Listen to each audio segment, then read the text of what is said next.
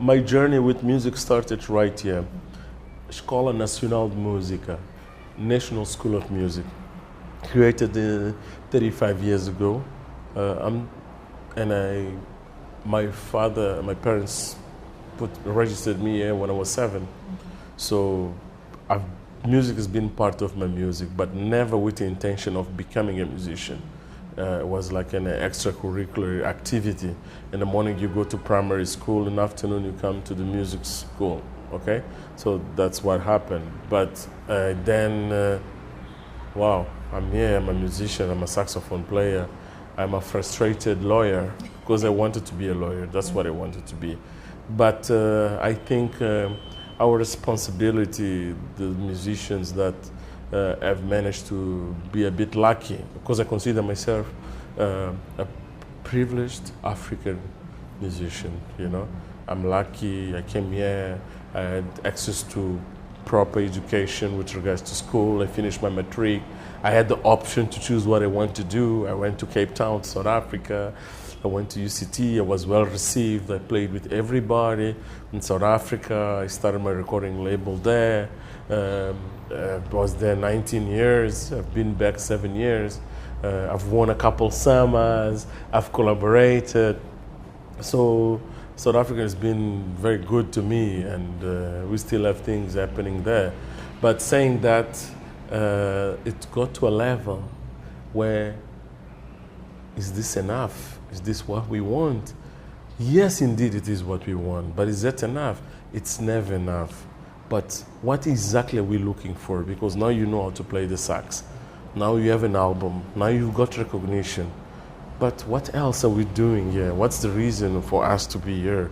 So I came back with a group of friends in other businesses, and our mission was to create a sort of structure that South Africa has. There is a structure, there is a music industry, there is a creative industry that is structured from from art, sculpture, photography, fashion, gastronomy, and those go hand in hand with the economy, with whatever you want to say. That's a society. So now we have to make this the social integration of what we're doing with everything else, with lawyers, with accountants, with politicians, with sportsmen. How do we make this attractive, beautiful, sensual, and commercial? You know, because it got to a level where people think that art is for free. Everybody's got art, but there is a price for it. So everything started here. Tell me, why do you think it's important for governments to invest in the arts? Because you were telling us about the history of the school, and there's a School of the Arts, and it must say something, that kind of investment must say something about the level and the kinds of artists that we see emerging from your country. Yeah, definitely, definitely. I'm a young boy, and Mozambique became independent in 1975. This school it's almost 40 years. So I know that after 75, the Escola Nacional de Música, the National School of Music, was founded. The National Dance School was created. The National School of Arts was created. You know what I mean? So I think the government at the time was very sensitive with regards to culture, but they had no choice as well, because there is no African country, let me put it this way, there is no country in the world that wasn't liberated because of culture. You know, if you watch those old movies, and you see those guys going to fight on a big field on the horses, the musicians are playing there. Do you understand? So if you're a human being, you cannot live without culture, because culture is you. Culture is you. So yes, the Mozambican government, after the end of colonization from the Portuguese, they were very sensitive, they were very, very strong. Great bands came out of that. Goroane, still acting, Yofuro, Orquestra Marrabenta. Orquestra Marrabenta is one of the main bands that belong to the Mozambican radio station, REM, artists like Malangatana, sculptures like Chisano, etc., etc. And up to today, we still relate to that. But society is not static. It evolved. So models have to be readjusted.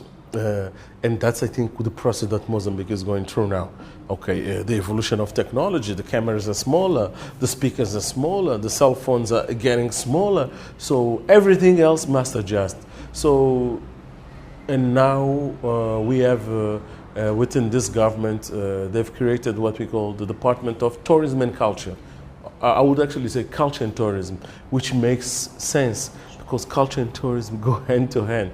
And I think the future of Mozambique is basically cultural tourism. Yeah.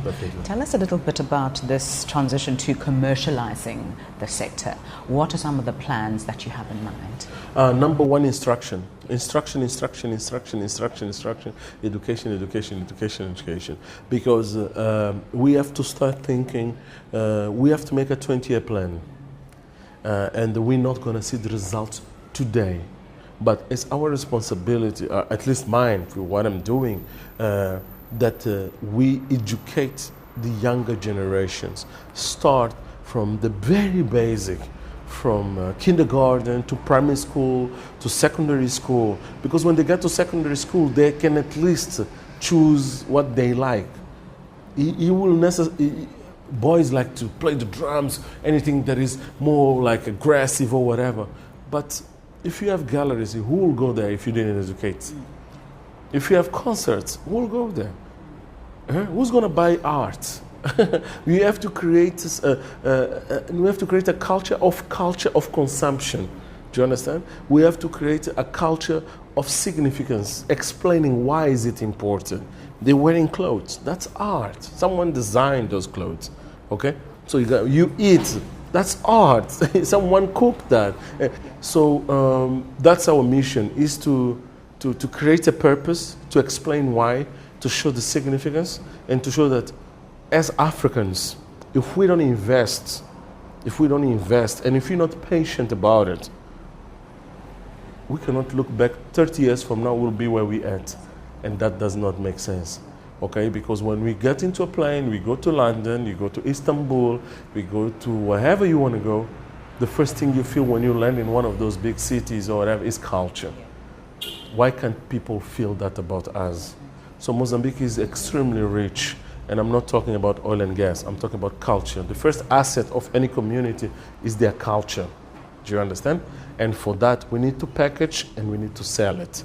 I think the appetite for African music in general, although I'm a jazz musician, is huge, because we haven't started to tell our story yet. Do you understand? And the world is waiting for a story. We haven't said anything yet. Look at South Africa, where there is about 11 official languages, from Pedi to Venda. Look at Mozambique, where we have over 22 and hundreds of dialects. So we haven't started yet to say, and look at the structure of Africa. We're still structuring it. So the world has no choice. They have to listen to us, because secular countries like the United States, the Chinas of this world, etc., they have much better conditions than us to tell their stories faster.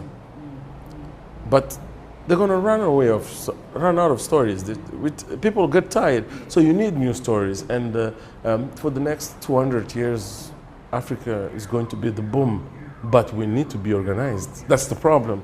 If we don't have a structure, we have to go to private sector. Private sector, yes, they must buy beautiful cars for their directors, you know what I'm saying? But they have to teach their directors what art is, you understand? How important it is to have a proper piece of art in your room. How important it is to your kids to learn how to dance, to learn their mother tongue, to assemble all these things and make it amazing and beautiful. The same way you go to Paris and you're going to buy Louis Vuitton or whatever. We have to create our own and make it appealing. So for that, education is crucial.